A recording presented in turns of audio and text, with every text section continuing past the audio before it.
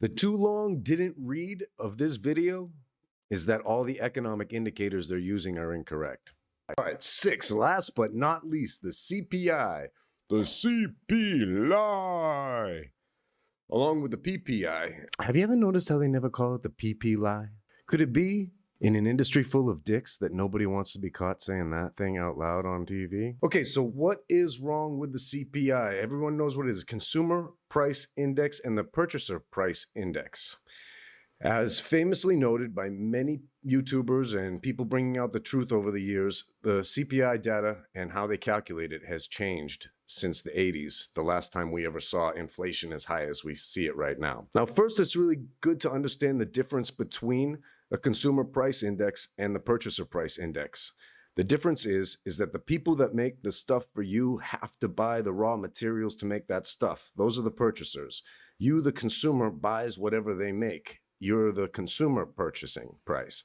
And those two prices are extremely relevant. There's also the wholesale price index, which does not get talked about as much because there's a lot more places where they can fudge the numbers inside the CPI and the PPI, as we'll get into now. How about the fact that economists can just change the basket of goods in which they calculate the CPI, kind of like what you do when you go and you get a new cut of steak and you see the prices for your steak go up, so you get one cut lower. The economists do that too when they're calculating the CPI. Take a look. Right here is a graph of the CPI calculation if no substitutions had ever occurred. That's the blue line. And with the substitutions that they've made over the years since 1991. 1991 being a really curious date as to when a lot of things changed in terms of, what was it? When we calculated GDP differently. Look, it looks like they started calculating CPI differently then too. What's even more incredible, inflation doesn't include housing prices. It used to. Guess when they stopped? 1983, right after the last time we had inflation this high. And it was largely due to mortgages and debt from housing. So what did they do? They switched the calculation over to rent. And by rent, what they mean is a spitball and a rough guess on a Friday night after you worked all week.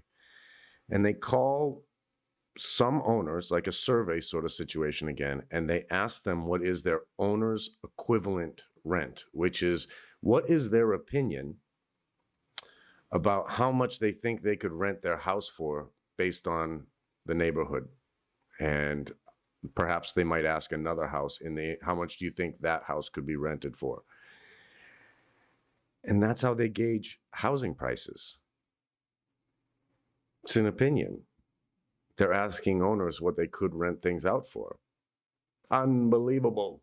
By the way, this chart here showing the difference in this calculation from 1980 versus now. This was done by a website called ShadowStats, and ShadowStats database was hacked, and that website is no longer working. So you can find, when that happens to a website that has key information, you can go on to the Wayback Machine on archive.org. Or you can go into a Google image search for things like this, is where I found this particular chart, just to let you know. We have discussed the top 6 economic indicators and why they are broken. I think it's a kind of funny thought if you think about why they roll out these data points to us at different times throughout the month. Imagine if they dropped all the data on one given day, what would happen to the stock market on any given day? They just drop consumer sentiment, GDP, CPI, PPI, unemployment statistics, all the earnings for all the different companies came out on the same day. Imagine the turmoil that it would be. So I think there's 2 reasons. One kind of like a good reason, which is, they string these pieces of information out throughout the month to not shock the system. They want to have a smoothly moving liquid market with not too much volatility. It's one of the reasons to dole out the information to us slowly, even though they already have the data right away.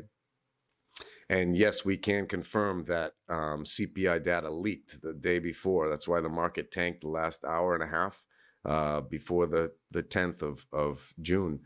It was because CPI data lived. And, I'm certain that the SEC is right on top of it. They are looking into this. They're going to find out who leaked that data, and they're going to get those guys who profited off us retail investors. I'm sure of it. Now, the truth is, I could have kept going with this list. I could have gotten into debt restructuring within the mortgage and retail space. I could have gone into manufacturing data and how that's manipulated. But I think we get the point. Fed is always going to be wrong because they're always using the wrong data. If it's not the wrong data that they're using, then is it that they're just that out of touch with the common people, the average middle class person in the United States or really anywhere in the world to understand how inflation hits them, hits home, and how just being concerned about asset valuations, the value of the dollar,